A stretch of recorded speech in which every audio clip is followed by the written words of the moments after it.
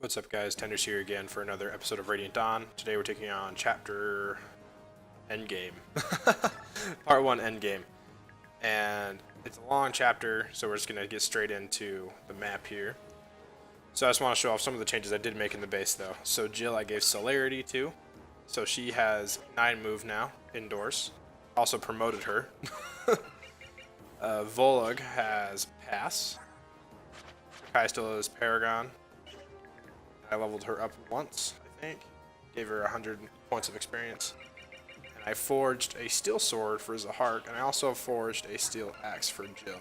Because at this point, steel weapons are up for forgery, which is awesome. So now we have a 16 might steel axe on Jill, which totally patches up her honestly terrible strength stat. At this point, she has 16 strength, which I guess isn't too bad, but it's not great as a level 1 promoted or a level 1 tier 2 unit.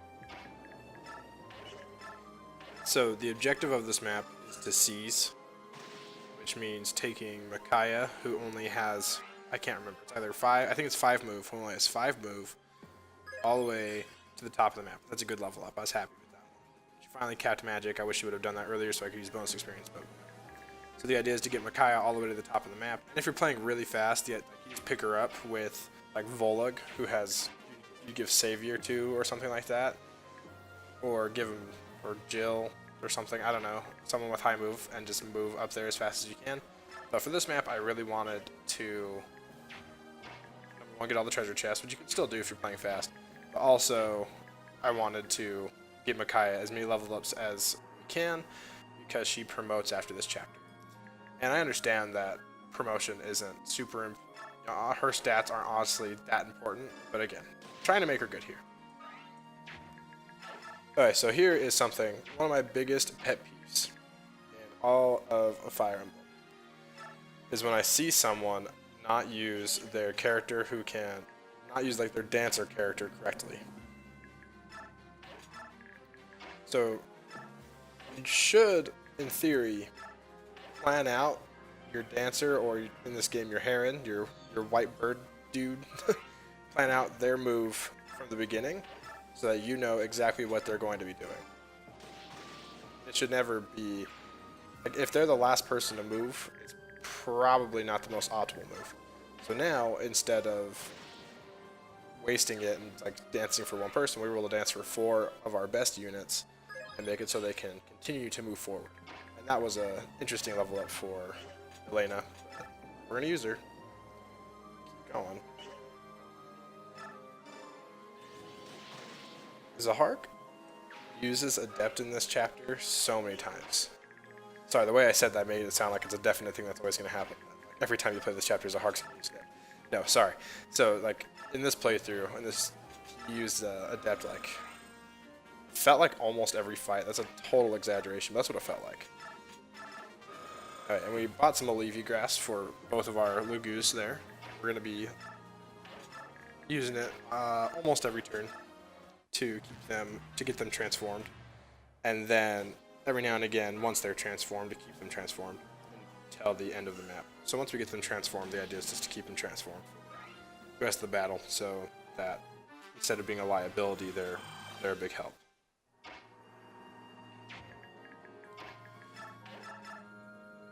So having Jill, so normally Jill on this map only has, I should say she loses 2 move, because for whatever reason in this game, flyers indoors, not flyers, like mounted units indoors, so I guess like flyers, I guess it's knights, wyvern knights, and cavalry, they all lose 2 movement indoors. Which is part of the reason I put Celerity on Jill this chapter, but also because I'll probably keep it on her in the future. Because having 11 move is like ridiculous. It'll be super helpful. An 11 move flyer with really great defense and like really fast is good everything. Very useful. But having her with decent movement on this map is really nice for this ledge area. Have her climb quickly and get some good work in. And again, here I'm planning my Raphael move to make sure he don't waste it. We're gonna shove him around a little bit and beat him up. It's good stuff. Make sure he can dance for a decent amount of units. Make it a useful dance.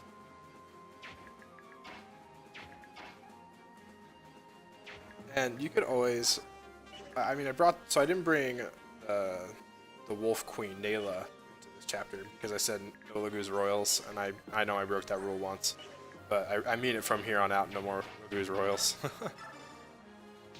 But we brought the Black, who is better than a Lagu's Royal, except he has crappy, he honestly has crappy movement, so we're gonna have to dance him along if we want him to keep up.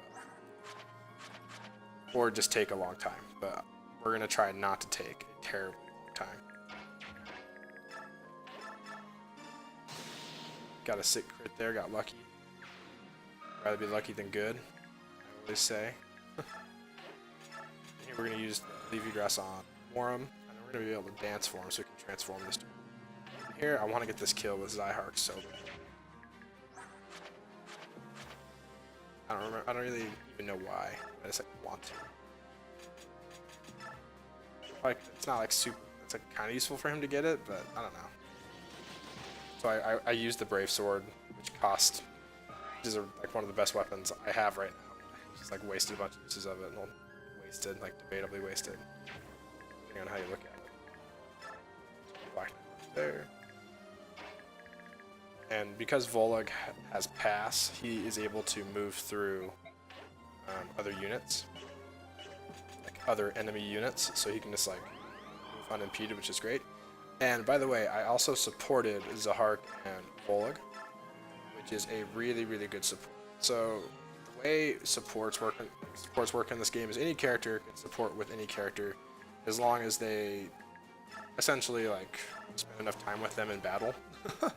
So if they like every chapter they battle together, they get some like support. Like I guess you could look at it as like support points, but they also can be gained by battling next to each other, healing each other, rescuing, just performing actions together can increase your support points. And so if you do enough, your units can support. And again, any unit can support with any unit as long as they fight together enough. So at this point we have Volug and Zyhark supported, and their affinities are both Earth. So the point of supports is to give units buffs when they're fighting next to each other. So Zyhark and Volug, again, both have the Earth affinity, which gives a boost to their avoid stat, meaning they avoid attacks more often when they're next to each other. So, but since both of them have that same support buff to their affinity, they both just get a bunch of avoid. So right now it's only C rank, so they both get 15 avoid. But well, as we level that up, it gets to the point. What does it cap out at? I mean, I think it caps out at like 40 or 45 avoid, which if you have them fight next to each other, they just like aren't going to get touched if you cap it out at an A rank support, which is super useful. So the Earth affinity is by far the best one. But there's other affinities that are useful. I don't know them very well. I really only know Earth, but I know I think Wind is like accuracy and avoid, and then Dark, which Micaiah has, is avoid and attack. So that's what makes up Soth and Micaiah support. And they actually start the game with an A support, which is pretty cool. And so anytime they fight next to each other, they get like +1 attack, plus like 15 hit, and then like 8 avoid or something like that, or 23 avoid. I can't remember off the top of my head. I'd have to look it up. But it's a useful support as well. But anything with avoid in it's great. And anything with attack is also pretty good. But that difference is usually pretty negligible, like the difference in a supported attack versus a not supported attack. So it's not quite as useful as the completely dodging enemy attacks. But your supports can also affect your defense, so they can affect your attack, your defense, your hit, your avoid, which is really, really cool. But beyond that, there's also bond supports. I don't know if they're bond supports or just bonds, but certain characters have bonds with one another, so like story relevant like connections with other characters, such as siblings, and it's like I think there's like a mentor pupil relationship. Just story reasons they have a bond together, and with that bond, if they're fighting adjacent to each other, they give each other a plus 10 crit, I think. So, which is again that's never going to be game changing, but it's pretty cool. It's pretty nice.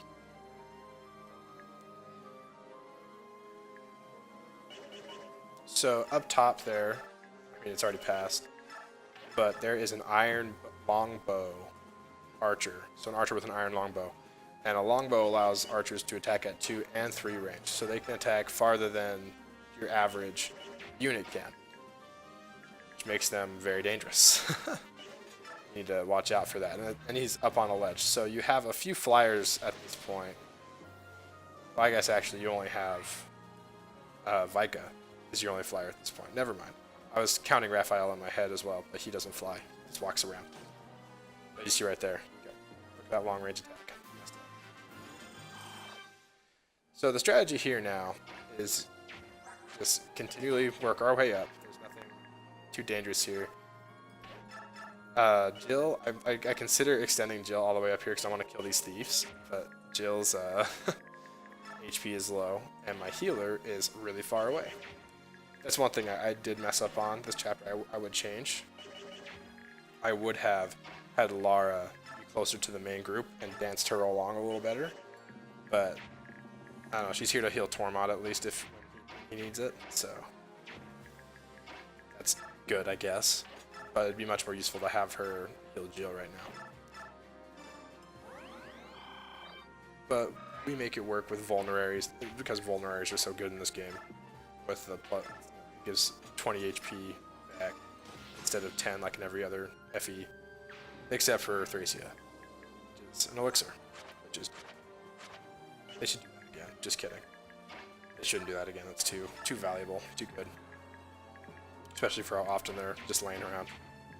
In that game, there's so many vulneraries that you can steal. These guys have venom axes. These like fighter reinforcements. So there's going to be a few reinforcements that come. And they are going to have... one's going to have like a steel axe, I think, and the other one has a venom axe. And venom axes poison units when they make contact, which is really frustrating.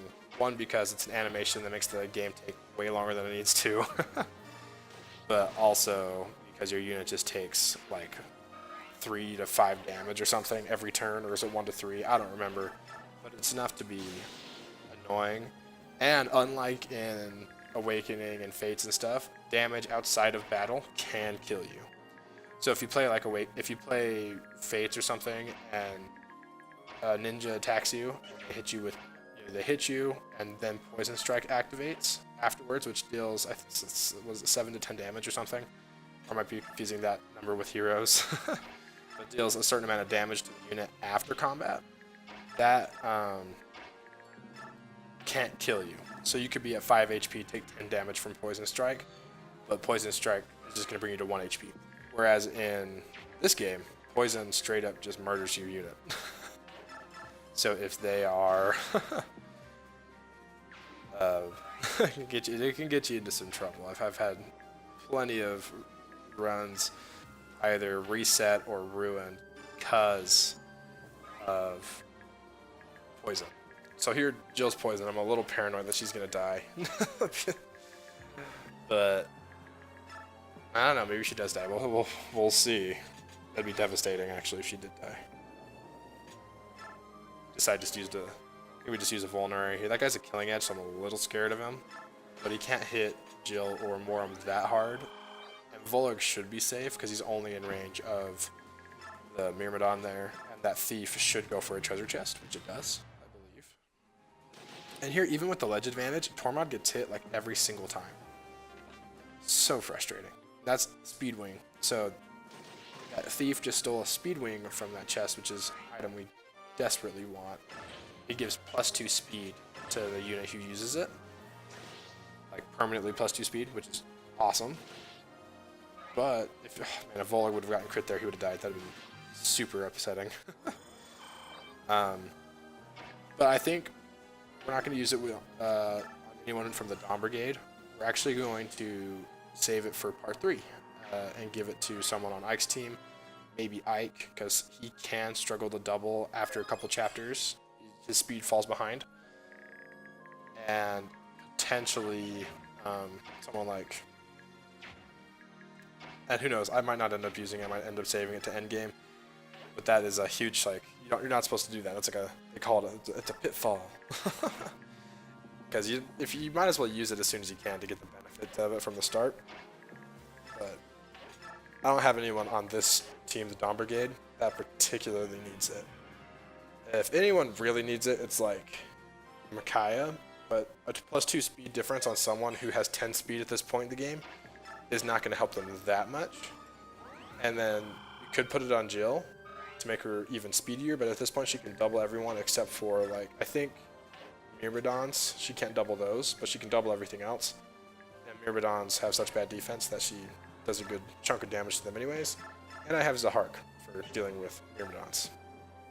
With a crappy wind edge that can't hit with crap. Look at that, Adept again. He adepts all over the place. It's dope. So that thief did steal that Speedwing, but we can just kill them and take it back. Which is pretty rockin'. So this final area of this map is honestly the most daunting. Which is why you're going to see me take a while to kind of prep for it. I think I'm just a little nervous about it. Looking back on the tape, I'm a little hesitant to go up there. Even though it'd honestly probably be fine. If we just got Warham or Jill or Volog up there and just started going to town. But it's a little nerve-wracking. See, I consider breaking the door right here. But decided it's probably not safe. And I want to get Elena some level ups because level 15, and I'm considering using that Master Seal. I've had that Master Seal on her for like 3 chapters. Because I want to use it so bad. I want her to promote and be good and be usable in part 3, because that's where you get her back. When you get her back in part 3, she joins the Grail Mercenaries. But at this point, she's just going to be way far behind. And we'll have to either put bonus experience into her or favor her a lot, which might not happen. So my goal of taking a unit of every weapon type to the end game may not happen if I can't build Elena up a little bit. And here we got some Wind Edge. There's a Wind Edge Myrmidon, so he can't hit for crap, but he's still faster enough to double Micaiah, of course, because Micaiah sucks. And that was so frustrating, that double like this. And I think this is just a series of very comic events, I feel like. That made this way harder than it needed. This. And now, the idea was to have Volog or Soth soften that guy up and have Micaiah kill him. Because Micaiah can just nuke people at this point with how high her magic stat is. But she can't double anything, so she needs a little help. But the help is like 10 damage. If that guy would have taken 9 or 10 damage, or I think even a little less, Micaiah would have killed him in one hit. So, really frustrating. And to see even Jill misses. Her biorhythm is even good. I think that guy had good biorhythm at the time too. And this is like one of my least effective uses of Raphael on this map, aside from, I think later I just like don't use him. I think there is a turn where I don't use him at all, which is shameful, but I don't know, what are you gonna do?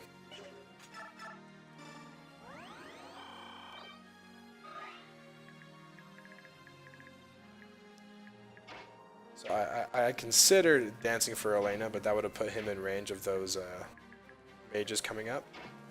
So I could dance for Elena and have her cover the gap, but that became unsafe. So we're just going to dance for Lara to have her move up towards the main party so she can start healing up there.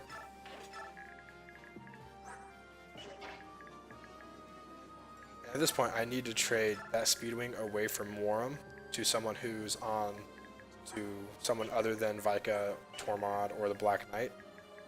Because every other unit is going to be leaving the Dom. Those units are going to be leaving the Dom Brigade after this chapter.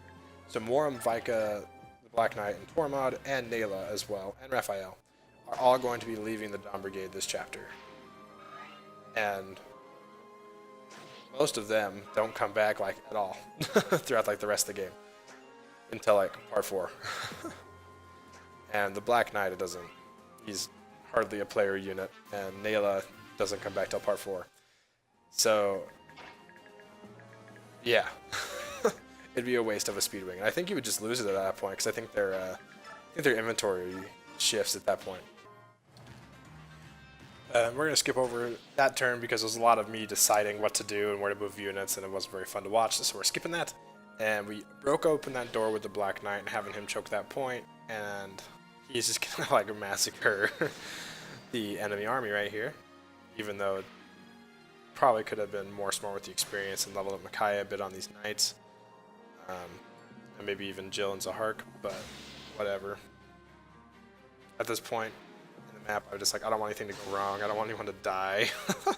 So I decided to use my #1 resource in the Black Knight. And that guy missed with the ledge advantage. Embarrassing. The Black Knight's so good. I remember the first time I played this game, I was like, frick, I get the Black Knight? Because I'd played Path of Radiance. I was like, frick, I get the Black Knight? I hope I get to keep him for the entire game. And obviously you don't, but it was pretty dope. I was excited.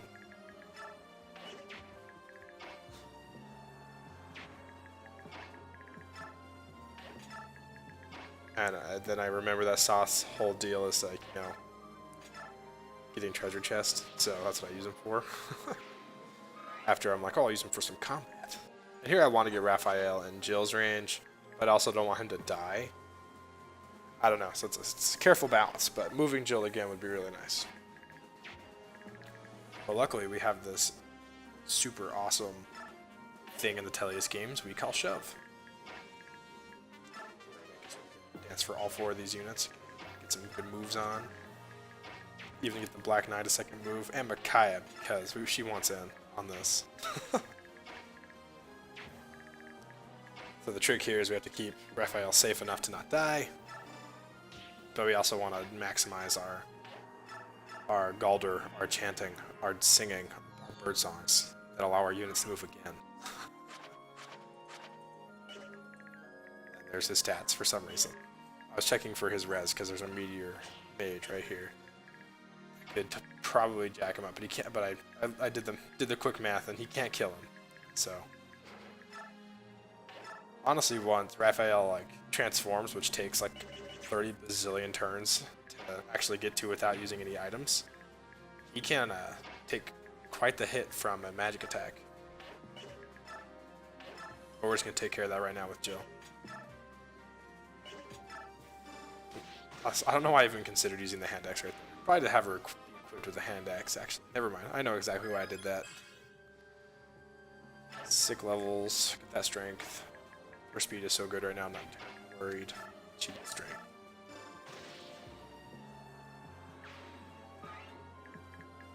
Moram almost is untransformed, but he'll be fine.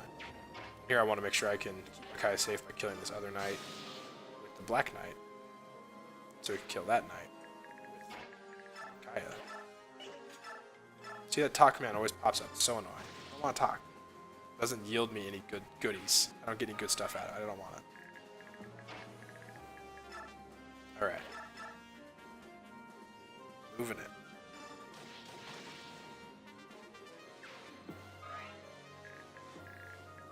Man, this game's so good. I'll say it. This is my favorite Fire Emblem game. Usually my favorite Fire Emblem game is the one I played most recently.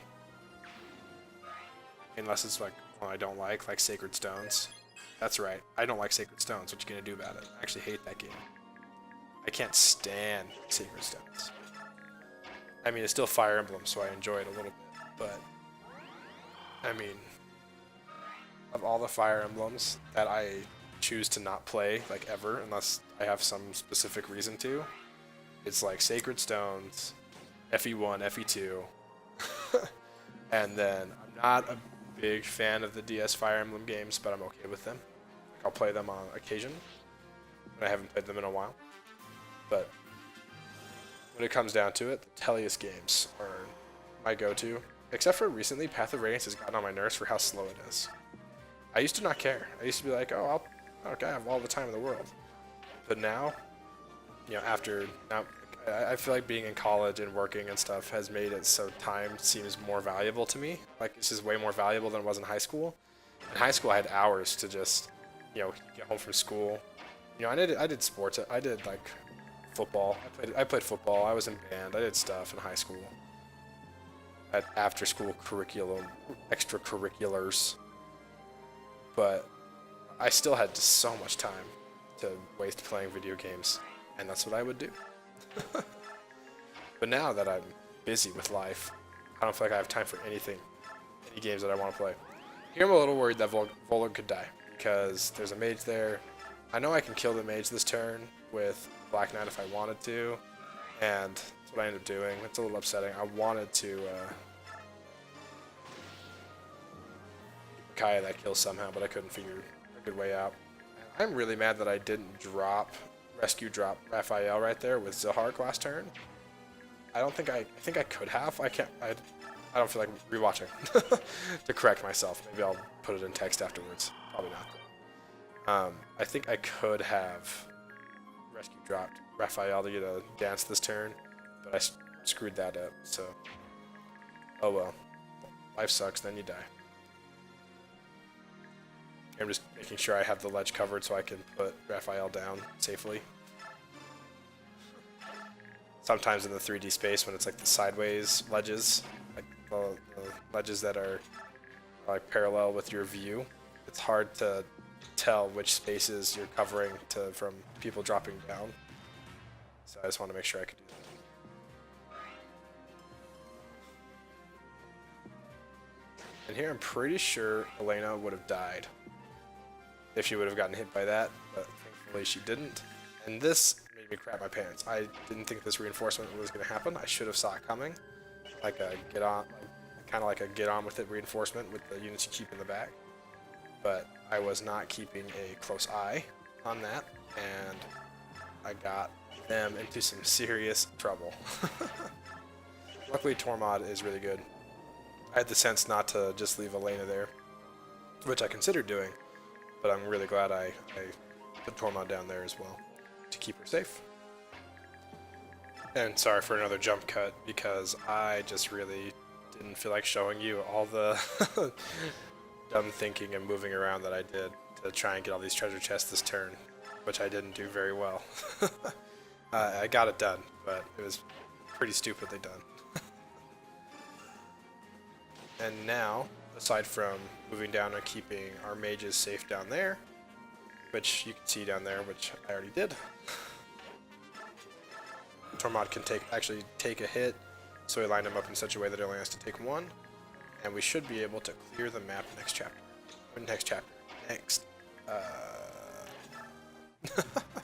Next turn. I didn't see that coming when I was playing, so I was like, oh crap, Tormod's dead. I killed him. But luckily he doesn't kill that guy in one round. If he would have killed that guy, Tormod would be dead right now. And I thought Poison was going to get him, but nope, we got lucky. He's fine. Oof, that was rough. Now I'm just like, rescue you out of here. Get Tormod out of here. I thought I'd take dropping, but I decided to heal instead. Using that herb. Nothing better than a good old herb to heal you up. And I'm like, maybe I could get down there and use Raphael to get Lara down there to heal. But I'm like, that's dumb. And then I also want to trade away the Black Knight's items that he has. The concoction is awesome. It restores 40 HP. And The vulnerary is always a good thing to have. But I also want to give Micaiah the kill on Jared, but she also needs to seize this turn. There's all sorts of things that need to happen this turn. And I'm trying to line it up. I actually don't win this turn. I win the next turn, but still pretty cool. I'm still happy with how I played this chapter. I could have gone better. I forgot some things that happened, like certain reinforcements and whatnot, but I think overall it was a decent play. And I put Jill in a stupid spot because I want to take and drop Micaiah, but then I'm like, idiot, you shouldn't have, because I wanted her support to be in range of Soth, and I found a spot. At first I was like, because I wanted to put her where Warm is. I wanted to put Micaiah where Warm was, but I put Jill in the wrong spot to make that possible. So we do dance for Lara, we get down here, heal Tormod, which is okay, I guess, not really necessary at all, but I guess more experience for Lara and staff experience. I don't know what she's at. She's either at a C or a B at this point, I think, which is pretty good. Now we get to fight the final boss of part 1, Jared.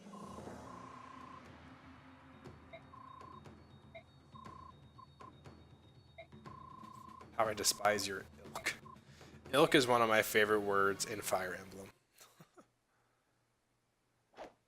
Alright, see what happens.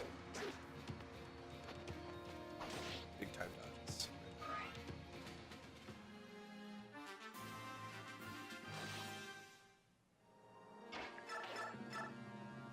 And now, the moment of truth is coming.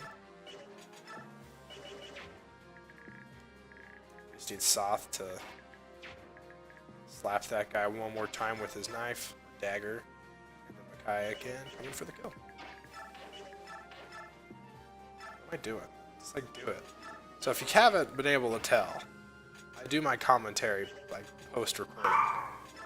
And if you can hear that, that is a dog barking. I wish it would stop.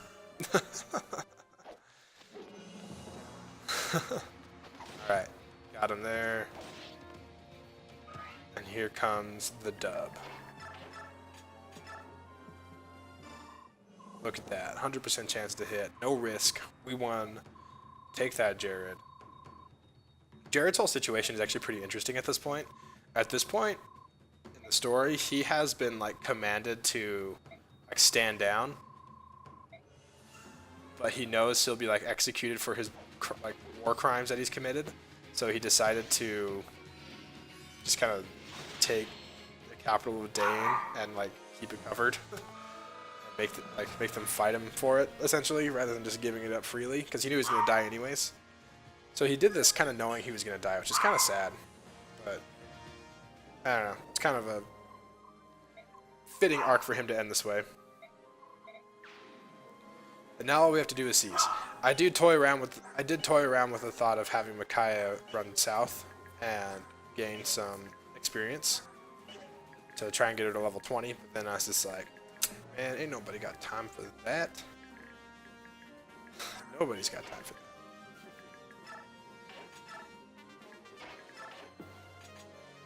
Oh, never mind. I'm stupid.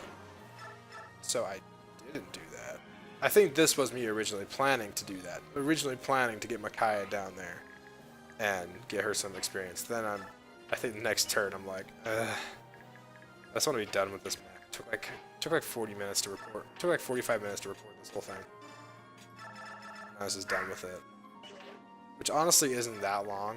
I mean, it's a relatively short chapter compared to some like late part 3 chapters, and even like part 2 endgame, if you decide to go the full amount of turns and not kill the boss, can be a forever long chapter.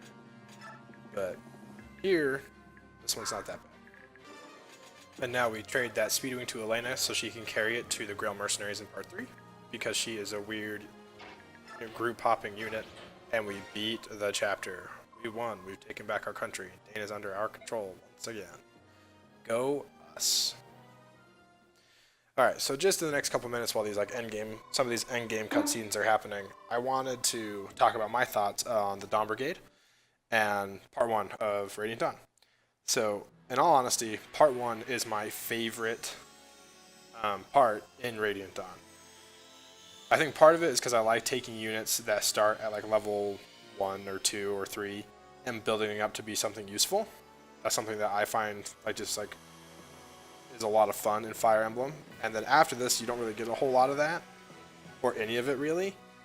And I also think the difficulty is just right for a Fire Emblem game.